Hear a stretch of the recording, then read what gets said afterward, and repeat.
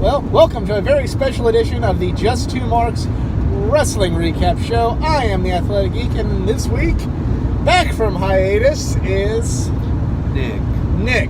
And this is a special edition because we're shooting this on the road because both myself and Nick are getting ready to go see Mick Foley do stand-up comedy in St. Louis, Missouri. And we're going to get to meet Mick Foley, so that's going to be pretty awesome. I have an old, and I'll put this at the end of the episode, have an old Dude Love figure that I'm going to have Mr. Foley sign, and should have a good time, and we'll do a quick recap of that at the end of the episode. But I think the first thing that we should talk about right now, because it's probably the biggest news out of wrestling right now, and I guess we can just say it, myself and Nick are both all in.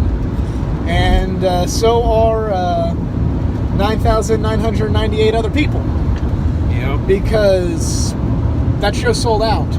And we were lucky to get our tickets. I'll share the story of All In right here with you guys. It's I ended up taking the day off work, to go see my mom. It was Mother's Day, and I thought, I'll have breakfast with my mom, and then I'll order my All In tickets with the intention of trying to get some spectacular seats. I ended up when I first went for tickets, I tried to get front row and they were sold out, and then I had to wait a few minutes longer, and then was stuck getting not the nosebleed section, but just not the floor. We're on the risers right off the floor, and I remember being salty as all hell. Just damn it, I took, I did all this, and I'm not even going to get, floor seats and this, that, and the other. And then it turns out, I see Cody tweet that the show was sold out, and then immediately I go from being salty to counting my blessings and going, well, very happy I just got tickets at this point. And then Tuesday for the StarrCast, I ended up taking a half day off work to go see some loved ones, and then also thought, well, as soon as I get off, I'll get our passes to StarrCast, and then a lot of those sold out as well. So very, very lucky, and it's going to be it's amazing that it's sold out. Like the doubt that everybody had, including myself, put to rest in less than 30 minutes. Yeah. I would say that in our first episode, I said that they could, and you said they couldn't. Well, yeah, and I will happily admit, and even I watched the press conference. They streamed a press conference on Twitch, and I remember after the press conference, they didn't really pull, I expected them to pull a big rabbit out of the hat. I expected it to be like CM Punk or something. They did announce Rey Mysterio, which was cool, but other than the announcement of, Cody getting a shot at the NWA World's Championship and Rey Mysterio, they didn't really pull as big of a rabbit out of the hat as I thought they would. So I remember just kind of thinking after the press conference going, I don't know if they're going to do it. I don't know if they're going to do it. And then just, boom, it happened. So it's I'll happily admit I'm wrong. I'm happy that I'm going to get to be part of this. This is the first time a wrestling promotion has sold out a 10,000 seat building in the United States since WCW. So that's pretty spectacular. And also, if you think about it, it is a wrestling show based off of a YouTube show, because it's really based off of being the Elite. So yeah, cool stuff. Good for everybody involved. Yes. Congratulations to the Bucks. Congratulations, Cody. Even Jim Cornette couldn't, be completely smug about it. He still found a way to work in a pot shot the Bucks and Omega, but even Cornette had to give credit where credit was due. So it should be a good weekend. They have a lot of cool names announced for the StarrCast. Christian, DDP, Scott Hall, Kevin Nash, X-Pac.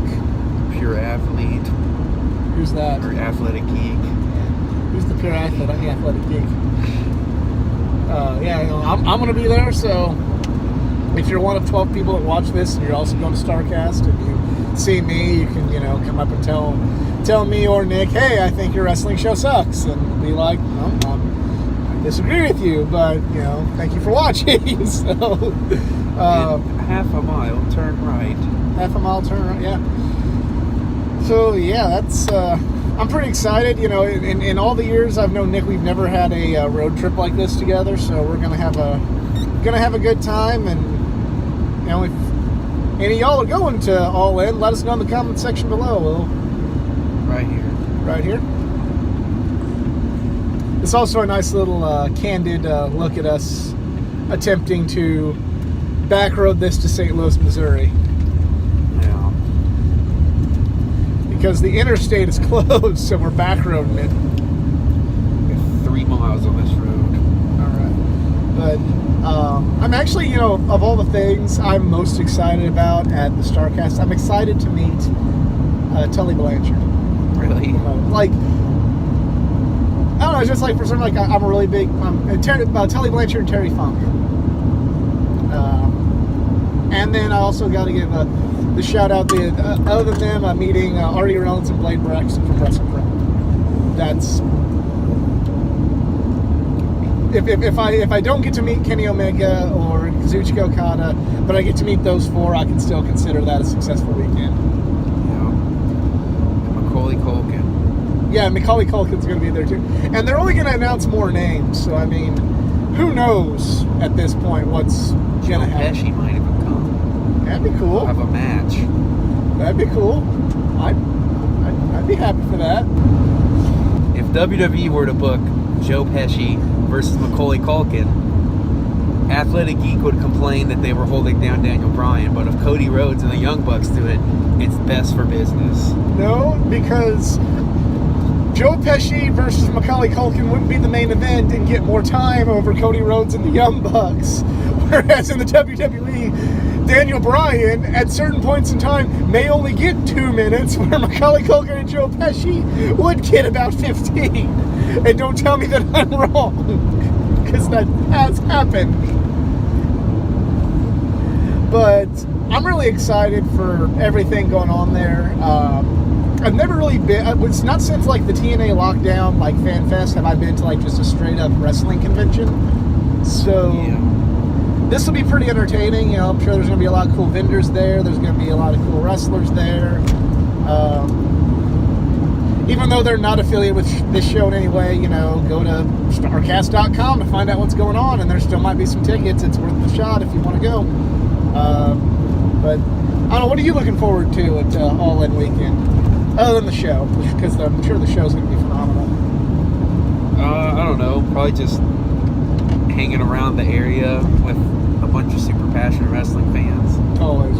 That's what I like about WrestleMania. And this is like indie WrestleMania basically. So you're gonna have even more diehard people, more annoying people, to be honest. I think that indie fans have a tendency to be some of the most annoying people in the world, but some of them are not. So we'll see. Turn left up here.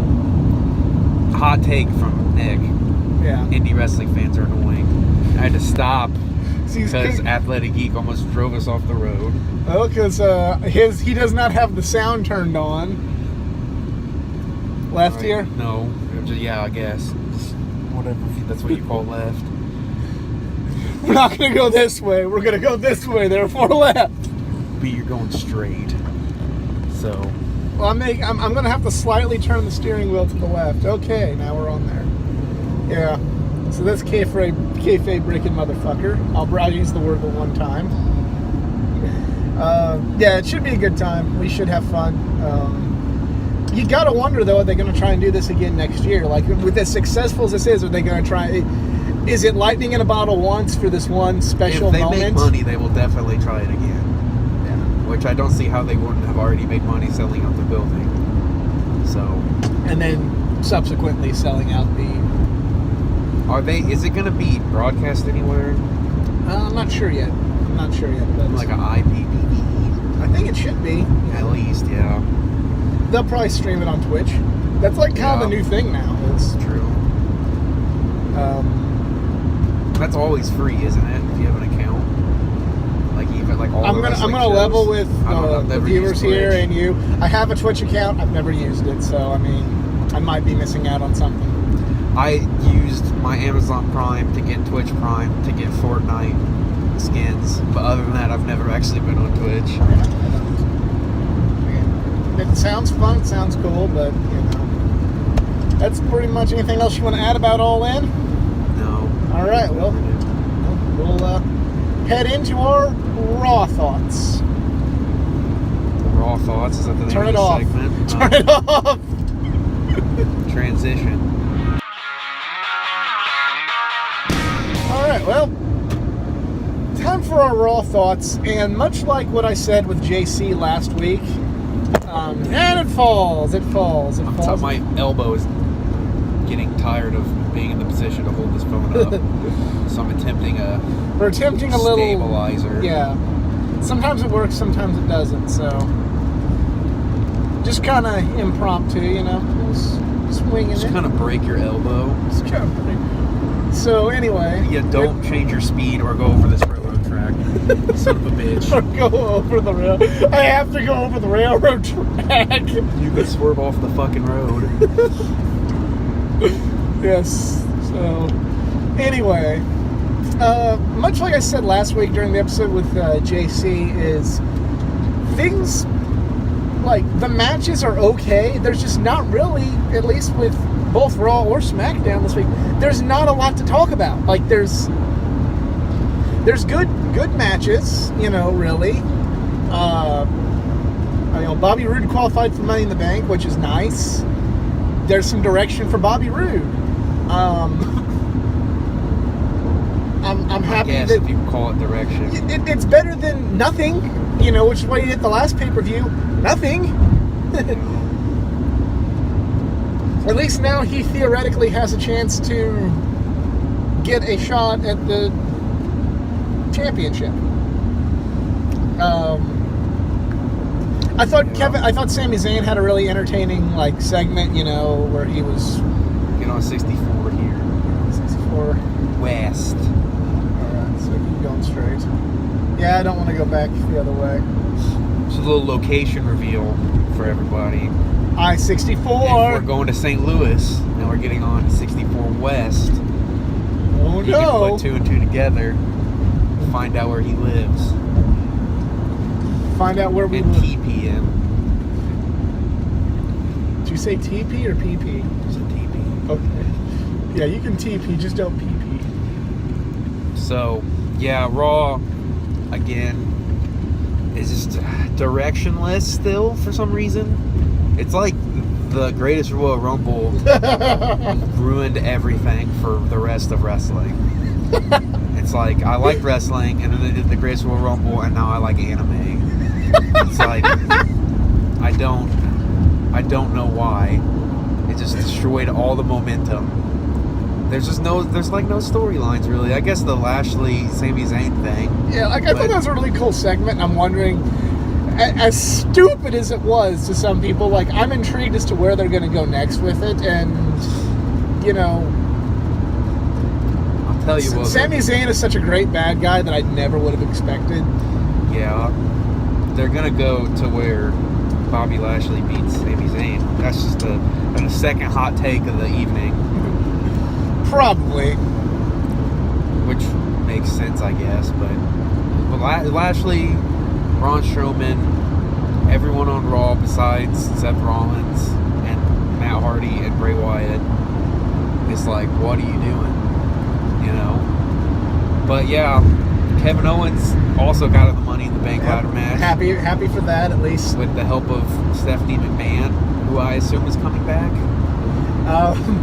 But then we have some more drama in the house of the big dog. Yeah. Where he... You know, I just complained there's directionless and there's not a lot of storytelling, and everyone's complaining about Roman Reigns' character doesn't make any sense. Why is he losing all the time?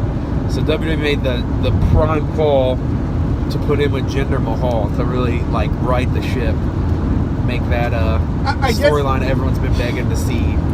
I guess, the theory there When the is... Superstar Shakeup happened and it started with Jinder Mahal, my first thought was like, oh my gosh, I can't wait till they go to England and Raw opens with Jinder Mahal and Roman Reigns fighting backstage. And then that's the running thread through the whole show is Roman Reigns and Jinder Mahal. Like, I was pumped from that second. I'm so glad they delivered. Yeah, it's pretty spectacular. Do you honestly think that maybe they decided to put Jinder with Roman because they go, hey, there's probably the one person that they hated us force feeding more than Roman Reigns, Jinder Mahal, and at least now, maybe, just maybe, they won't boo Roman Reigns because fucking Jinder Mahal.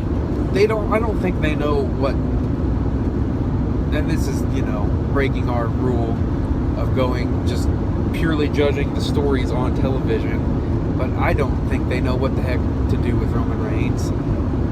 His character doesn't make any sense from a perspective of someone that's just watching it like a movie. He says that the company's holding him down. He got destroyed at WrestleMania and they got a match 2 weeks later. Complaining because he had to read it off the internet. Yeah, and then for no reason got that match when he didn't deserve one, and then says that the company's holding it down when they haven't shown any evidence of that either. It's just weird, like Illuminati nonsense. If that's his, if they make him like a conspiracy theorist, it'd be more interesting than anything else Roman Reigns has done in the last 4 years. Yeah, I mean, I wouldn't mind that term.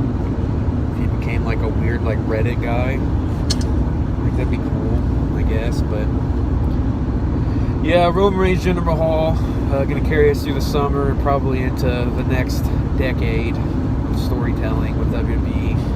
So we got that to look forward to. That's gonna be great. One thing that is kind of cool, Nia Jax versus Ronda Rousey for the title at Money in the Bank. Do we think that's cool? I think it's cool. We think it's cool. Well, I personally, I can't speak for Nick, but I think it's cool. I don't really think it makes a lot of sense. And that segment was dumb. Right. The one with Charlotte wooing a lot. I don't know. And that was like bad, and then I don't really understand why. Are we talking about SmackDown now? No. Are we I'm talking about the thing that they did at the upfronts, whatever that is. I don't know what that is, but I don't like if they. I care less about what it is now, having seen that segment though. Like I didn't know what it was, and I didn't care, and they showed me that, and now I actively don't want to watch it again. So good job. But see, we have our rare, switching of the roles. We have Nick in the role of the Senate. I don't want to see this. It's bad. And here's me going like, hey, this might be fun. I mean, yeah, I didn't want to see. I didn't really care about the WrestleMania match with Ronda Rousey, and that was the best match of the night. So maybe a match with Nia I care Jax. because at least I can look at her and go like, hey, at least unlike the other MMA to WWE guy they've had, Batista when he returned. Lesnar, I'm at least Rousey wants to be a wrestler, and I respect that. Yeah, it just I don't understand the storyline that they're going with. Like, oh no, are they gonna? Is Nia Jax gonna become bad? Is Ronda Rousey gonna become bad? Probably not. Either one. Is Stephanie McMahon gonna come back and cost Ronda Rousey the title? Probably. Is Ronda gonna point at another side? Who knows? Find out next week on WWE ECW. But streamed exclusively on Tout. I just don't get it. It might be good. I kind of doubt it, to be honest, as far as match quality. But I'm assuming Stephanie McMahon is gonna come back that night or have a minion do it or something. But it just, in my mind, it makes more sense to build these things up. Especially when they made such a big deal about, like, I'm not going to go for the title right away because I want to earn my keep. And then she didn't, like, demand it. Nia Jax was just like, hey, do you want a title shot? And she's like, oh, should I? And then Charlotte Flair was like, you should. and then they did, and then that's the storyline. So real exhilarating. Yeah, I don't. So this is a weird role reverse where I'm like, hey, here's some things that are interesting. It's like, they weren't interesting. It sucks. You know, usually I'm the one talking like this, and Nick's the one saying, give it a chance, guys. Give it a chance. But Dolph Ziggler and Drew McIntyre also beat. I am really digging their shit. Braun right Strowman now. And Finn Balor. I'm Weird really. sentence. I've just really been on board. Like I kind of, when I first saw the Drew McIntyre, Dolph Ziggler stuff, I'm like, oh, I don't know how I feel about this, but like, they're really doing good work, and I hope they really keep using them to be high-profile stars on Raw. I agree. I think that they're entertaining every week. I guess they're just a tag team, you know. That's just what it is. It's just, I'm assuming it's eventually going to go somewhere else, but maybe, you know, I didn't think Sheamus and Cesaro would still be together whenever they first formed either. So maybe they will just be a tag team for a couple years. But I kind of doubt it. But yeah, McIntyre is he's really good. like he's looking better than he did in NXT. He's taking McIntyre, since he's come back to NXT, has taken the essence of what he was on the Independents, which is, you know, really turning his career again, turning his career around and showing like why he should have been like the chosen one again, if that makes sense. Like, he proved that he was honestly doing a Cody Rhodes before a Cody Rhodes, you know, where he's not in the WWE, so he's just going to go work in all these different independent promotions and prove that they missed the boat on him, that they should have used him better the first go around. And then now McIntyre's back, starts on NXT, wins the NXT title, and then now, like, taking something that I really thought was just going to be something lame that I would not have cared about, and now it's one of the highlights of Raw for me, other than Seth Rollins' Intercontinental Championship matches, which that's something that me and JC talked about last week. We touched on how well, or I should say, like how Rollins is really like making that Intercontinental Championship very important, especially in the wake of Brock Lesnar absence. Yeah. You know, that really is becoming a hot commodity, like, on Raw, and that's something that's as good a job as Miz has done, you know, keeping relevance and importance to that title. Like, Rollins is taking it to a whole nother level, you know, to where, like, I could say that Rollins, as Intercontinental Champion, could main event pay-per-views. Yeah. So I'm really on board with that, but other than those kind of my opinion, other than those bright spots, like I said, things have just kind of been, other than some good matches and some potential for some cool things, like, you know, cool people winning Money in the Bank and maybe getting their shot at the title, not really a whole lot of anything exciting going on in the WWE right now. Yeah. And that's pretty much it. Are you ready to do some SmackDown thoughts? Yeah. All right. You're stopping. Yeah.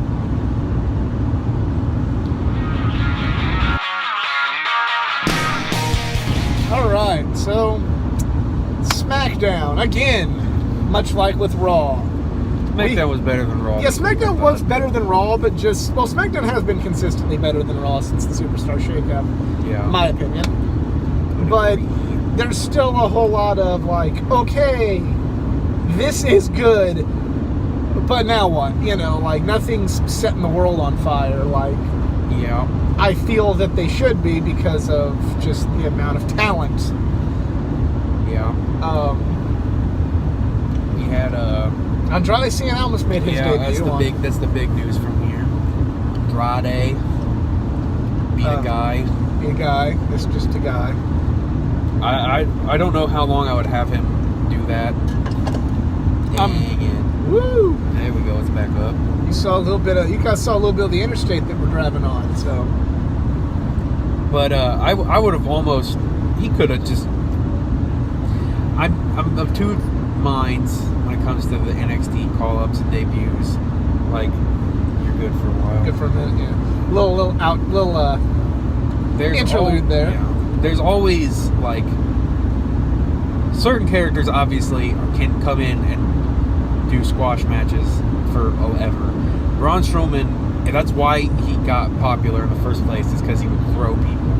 You know what I mean? Like, but with someone like Almas, eventually he's going to have competitive matches, because that's what sooner made than him later get popular in NXT is competitive matchups. Yeah, his finisher is sick. The Hammerlock DDT is super cool, but that's not enough to just like look forward to that every match.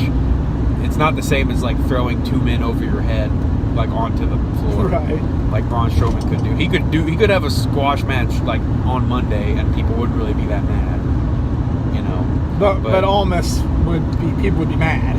Yeah, I think I don't know where I would put him in. I think I don't think it would be that long for him to get into something with Hardy. I would like for them to start treating the former NXT champions as a bigger deal. I agree. I think that they should talk about the fact that they were like the man down there, because you can still call up people like, oh, No Way Jose. I almost said Okay Jose. No, that's a sick burn though. Okay Jose. You can call people up like Jose. No Way Jose. Oh, he's okay Jose. And have them still be wrestlers, but when they're like have been the champion, I wish that they would like lean into that more, so that people understand, have a better idea of like. Did they even really do that with Shinsuke? I mean, or like Rude or Bobby, anyone. But definitely not Bobby Roode. McIntyre, not at all. Like they I don't know, they don't bring that up, and it's still kind of a big deal.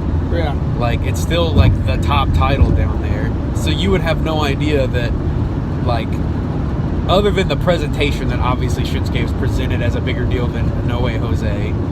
Like, I feel that No Way Jose, like, I don't know why they brought him up so quickly. Like, it's a little tangent. He's been there for a while. I know, it's just like, I like him, but I just really don't see anything for him.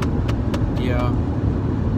But you know, tangent aside, back to SmackDown. Like, yeah, I completely agree, because like nobody really who's been called up from NXT, with the exception of, and I'm sure we've talked about this on past episodes, none of them have really been used well, except for maybe Zayn and Owens.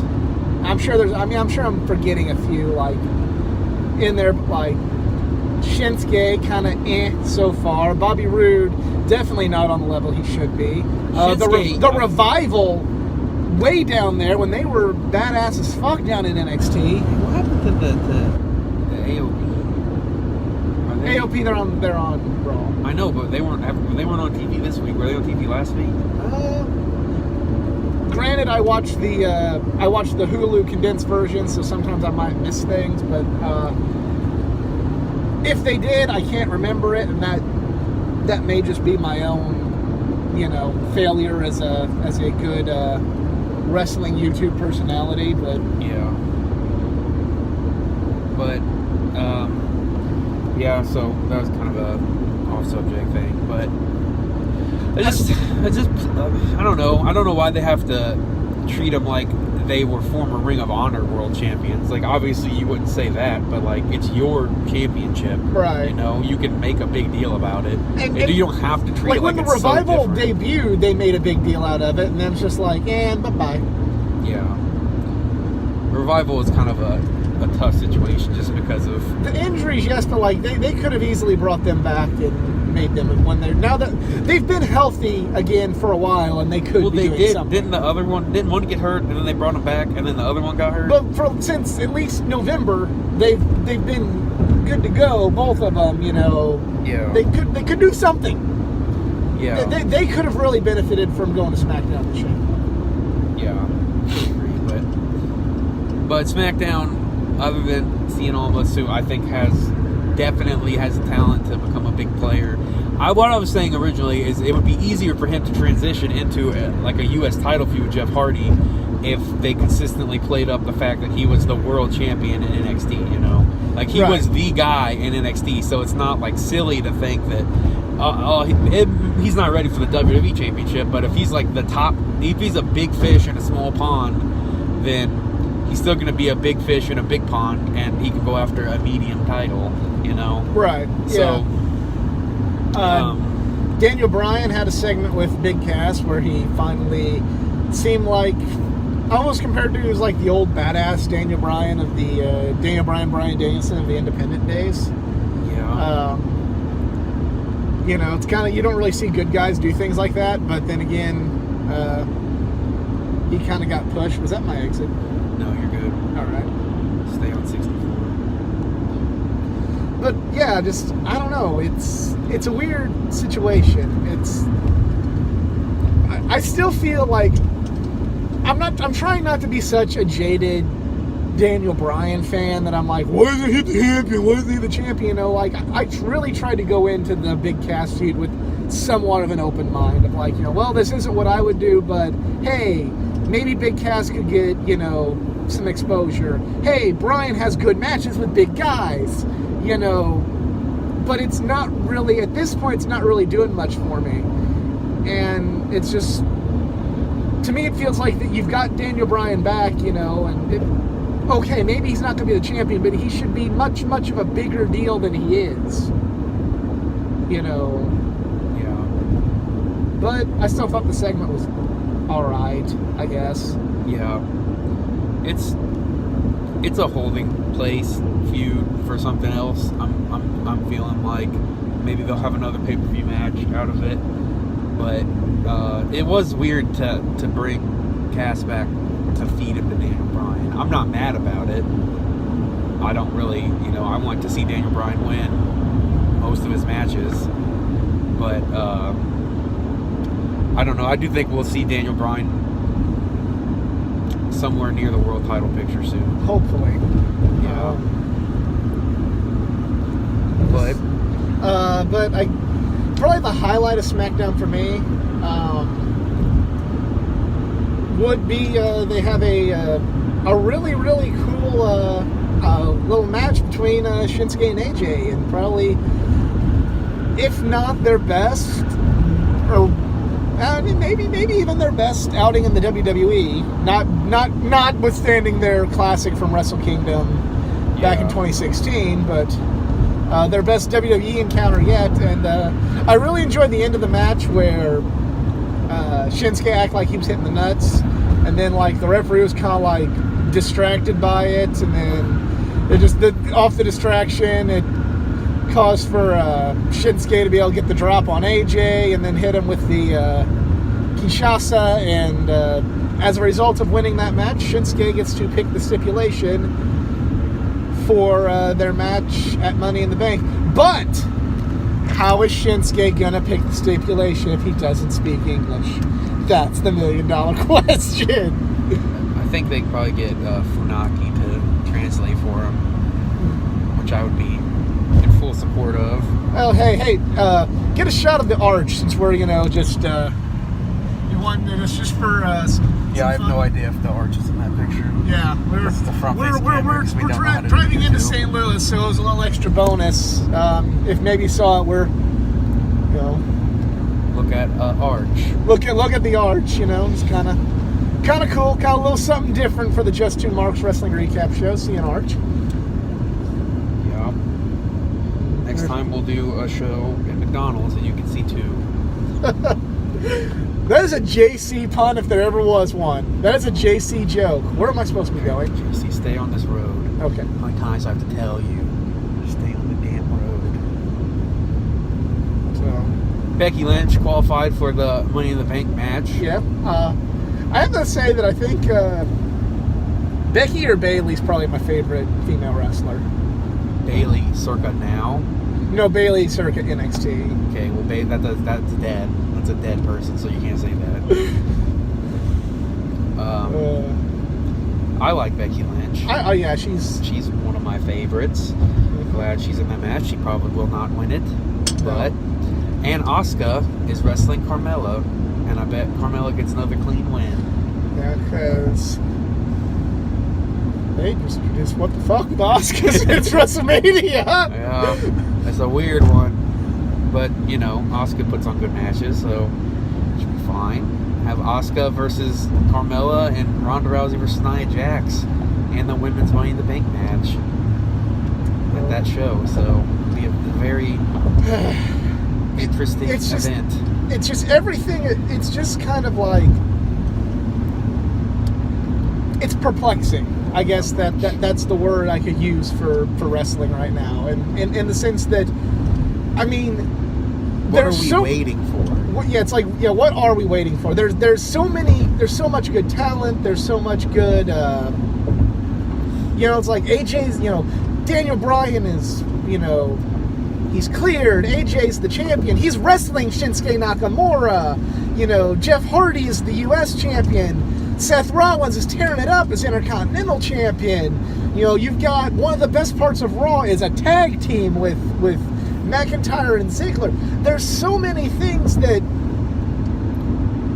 me personally, but I can also say like lots of other fans have been like clamoring for. Just going like, please give us this, please give us this, please give us this. And they're giving it to us, but it's like, okay, what now? Like, it still feels like even though we're getting what we wanted, there's some piece missing. There's something not clicking. And I hate to say it because, some people be like, oh, that's because you like all the loser internet people and, the fucking John Cena were the man, it wouldn't be like this. But I think it just goes to show that, like, if there's no real direction, you could have the greatest assortment of talent, which I'd say that the WWE roster now is the strongest it's been since like 2003, when you kind of literally had on a card Stone Cold, The Rock, Kurt Angle, Brock Lesnar, Shawn Michaels, all on one card. This is definitely among the strongest rosters, right, technical wrestling wise, that they've ever had. But it's just like, okay, like, why, like, again, like, with talent, like, if this talent like this, if this was all on NXT, all this talent, like, this would be such must-see TV right now, it wouldn't even be funny. But it's like, because of some reason, something just ain't clicking, something just isn't there. And I should be a lot more excited about Money in the Bank than I am. I mean, I'm getting freaking more, things have finally picked up, and AJ and Shinsuke are showing their potential. And I'm just kind of like, okay, Bobby Roode and Kevin Owens could have a chance at becoming world's champion again. And I'm kind of like, whatever. Yeah. Why am I feeling like this? Because of the greatest Royal Rumble. That's what I said in the beginning. Because it ruined wrestling. It ruined wrestling. Because the post WrestleMania momentum for wrestling is always weird anyway. Because I think that it would benefit to have like a soft reboot after WrestleMania. Maybe have your, I don't know how you would do it. Have your Raw after WrestleMania be like a Legends special and just have people get brought back and crap, and then like drop all, or just do the draft the night of WrestleMania and then drop all storylines into WrestleMania every year. You don't extend them. You don't have a Backlash where you do your WrestleMania rematches, because it's always weird. But this year it was extra weird because you were building for so many things. You had the Raw after Mania, and then you had the shake-up, and then you had the Greatest Royal Rumble, and then you had the pay-per-view, and then everyone was like, well, yeah, they're running a place till we get all that out of the way. Then it's gonna, then we're gonna get storylines. And then we kind of have, it kind of has, but it hasn't picked up the way it should have. And it's just momentum. The momentum has changed, as they say. Yeah. It's just, we're in a weird place. Yeah, like, I again, kind of going with the same thing I mentioned with JC last week. It's like, there's good wrestling, like, I don't want to miss the shows because I'm still, as far as the matches themselves, like, I'm seeing good stuff, I'm seeing good talent, perform well, but it's just, what is it going towards? Yeah. What is the end game of this? And maybe it'll pick up after Money in the Bank, kind of on the road to SummerSlam. Maybe it won't. Maybe, I don't know. Like, we're missing a McMahon. No, we are not missing a McMahon. That's the issue. We don't have any evil authority figures right now, and thus the product is rudderless. And that's why, in conclusion, Linda McMahon should needs to come back. back to WWE and leave the Trump's cabinet. What a great bad guy she could be for, 50, 60% of the population. She comes back in a MAGA hat. Well, I don't know, actually. The views of Nick do not necessarily reflect the views of I'm the Athletic Geek. just saying, people don't like Donald Trump. That's not really a hot take. That's a pretty... I didn't say anything about me. I'm just saying, Linda McMahon is in her cabinet. So if the whole family, if the whole McMahon family comes out and... in MAGA hats. MAGA hats. Just saying. We would be working towards something, I guess. There's not... I wish I had a better show. I wish I had better hot takes, but other than All In and, the fact that, some really... I guess if you kind of think about it, here on independent wrestling side of things, I grant not so much Ring of Honor itself, but just independent wrestling in general and the need for... Thus concludes our SmackDown review. Yeah, this concludes a lot of stuff. On one hand of the wrestling spectrum, you have an independent show to sell out a 10,000 seat building. There's probably a bunch of scalpers bought a bunch of tickets and jacked up the price on StubHub. But beyond that, 10,000 tickets were sold to this event. Their convention's selling out. There's so much excitement for this. They're getting ready for Okada Omega 4 in New Japan. The Best of the Super Juniors is starting tonight. So all these things in Indies and New Japan is really, really exciting, and there's so much something big is happening, and you want to see where it goes internationally and with All In, so by default the Indies. And then in WWE, it's you feel like they should be on the same level because of the talent, but they are not. So,